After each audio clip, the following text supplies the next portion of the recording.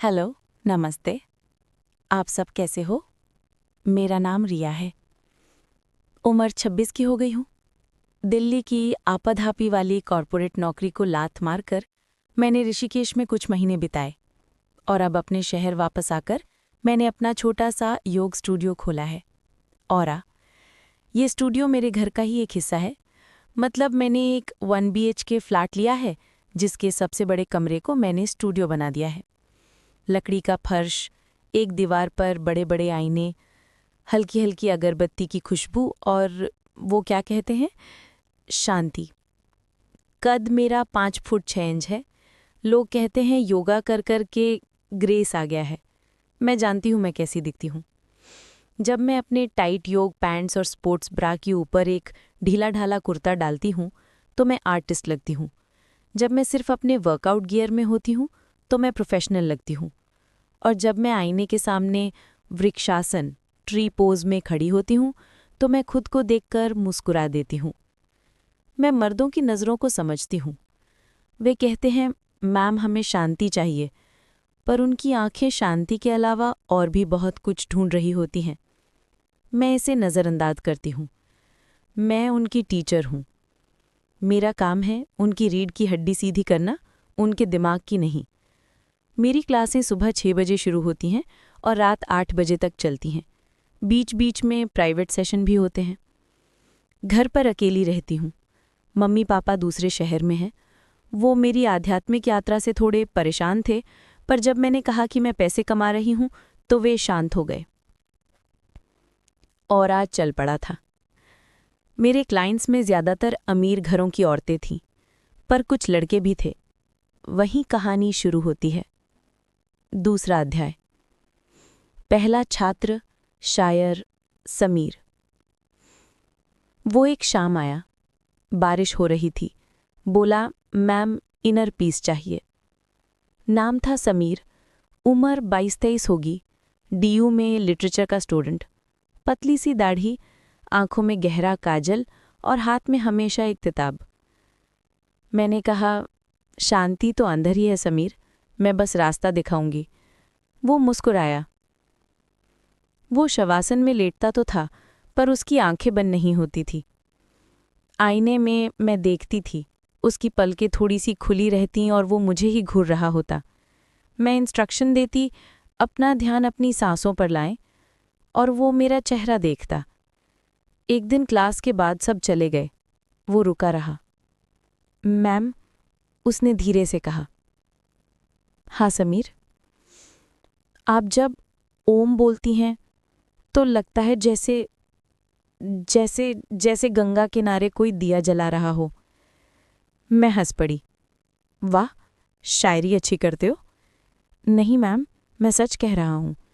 आपकी आवाज़ में एक एक कशिश है। मैंने बात टाली। कल के आसन याद है ना, प्रैक्टिस करना। अगले दिन वो मेरे लिए एक किताब लाया, रूमी की कविताएं। ये आपके लिए है मैम। अरे, इसकी क्या ज़रूरत थी? बस कल आपने मेरी शायरी की तारीफ़ की तो सोचा मैंने किताब ले ली। उसके बाद ये सिलसिला बन गया। कभी वो मेरे लिए हर्बल टी ले आता, कभी ऑर्गेनिक शहद। कहता, मैम आप इतना प्योर काम करती हैं, आपको प्योर चीज़ें ही खानी चाहिए। एक शाम वो प्राइवेट सेशन के लिए आया। वो थोड़ा परेशान था। क्या हुआ समीर? मैम मेरा मन नहीं लग रहा। क्यों? मैम आप समझेंगी नहीं। मैंने उसे बालासन में जाने को कहा। वो बच्चे की तरह सिमट गया। मैं उसके पास बैठी, उसकी पीठ पर हाथ रखा। सब ठीक हो जाएगा। उसने मेरा हाथ पकड़ लिया, कस के। माम आप इतनी अच्छी क्यों हैं? मैंने अपना हाथ छुड़ाया। समीर ये गलत है, मैं तुम्हारी टीचर हूँ। टीचर है पर औरत भी तो है मैम। क्लास खत्म हुई, मैंने थोड़ी सख्ती से कहा। वो उठ खड़ा हुआ। उसकी आंखों में आंसू थे। Sorry ma'am. वो चला गया। अगले दिन से उसने आना बंद कर दिया। मुझे थोड़ा बुरा लगा। लड़का सेंसिटिव था, पर मैंने सोचा अच्छा हुआ। सीमा पार हो रही थी। तीसरा अध्याय। दूसरा छात्र कॉर्पोरेट आदित्य। समीर के जाने के करीब 1 महीने बाद आदित्य आया। ये समीर का बिल्कुल उल्टा था। उम्र 30 के आसपास, जिम वाली बॉडी, महंगी घड़ी और चेहरे पर एक परमानेंट मैं सब जानता हूं वाली मुस्कान। बोला, रिया जी, कॉर्पोरेट स्ट्रेस ने मार डाला। सुना है आप मैजिक करती हैं। मैंने कहा, मैजिक नहीं, मेहनत करवाती हूं।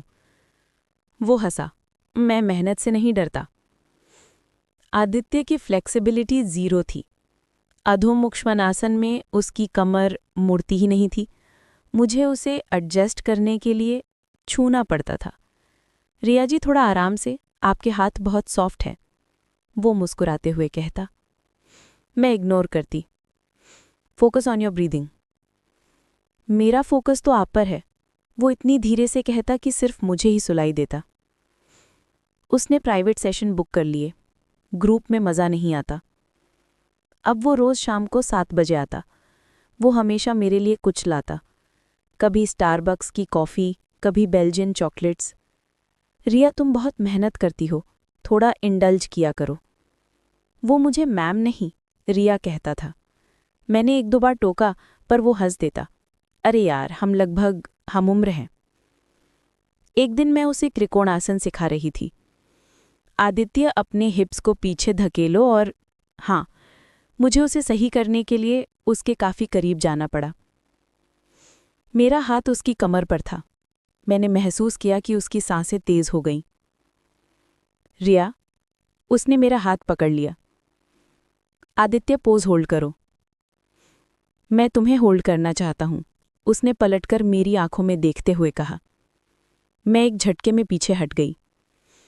ये क्या बकवास है? बकवास नहीं रिया, सच्चाई है। मैं तुम्हें पसंद करता हूं। चलो ना आज रात डिनर पर। आदित्य, तमीज से, तुम मेरे क्लाइंट हो।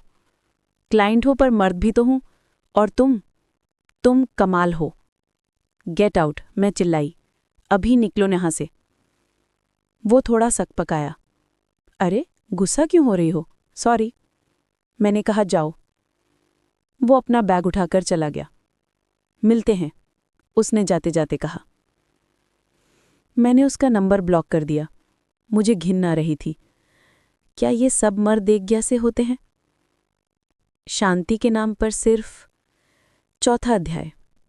तीसरा छात्र, खतरनाक करण। आदित्य के जाने के बाद मैं थोड़ी सहम गई थी।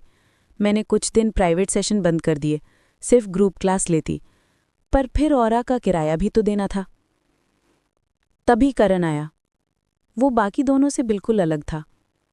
उम्र 35-36 की, 6 फुट का ऊंचा कद, चौड़े कंधे और ऐसी बॉडी जो योग से नहीं, जिम में लोहे से खेलकर बनी थी। उसके हाथ पर एक ड्रैगन का टैटू था जो उसकी टी शर्ट की आस्तीन से झांक रहा था।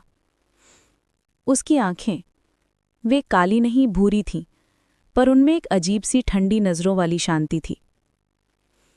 नाम, मैंने फॉर्म भरते हुए पूछा। करण। उम्र 35। योग क्यों करना चाहते हैं? फ्लेक्सिबिलिटी, उसने एक शब्द में जवाब दिया। वो क्लास में सबसे पीछे कोने में अपना मैट बिछाता। वो किसी से बात नहीं करता था, बस आता, 1 घंटा कसरत करता और चला जाता। पर आईने में मैं उसे पकड़ लेती। जब मैं कोई आसन समझा रही होती, वो आसन को नहीं, आईने में मेरे अक्स को देख रहा होता। उसकी नज़रें मेरे माथे से शुरू होती और मेरे पैरों के नाखूनों तक जाती, जैसे कोई स्कैनर हो। मुझे उससे डर लगने लगा, एक अजीब सा डर। समीर कवि था, आदित्य लफंगा था, ये खतरनाक था। एक दिन क्लास के बाद सब चले गए। वो रुका रहा। मेरा दिल धड़कने लगा। हाँ करण, कुछ पूछना है? वो मेरे पास आया। इतना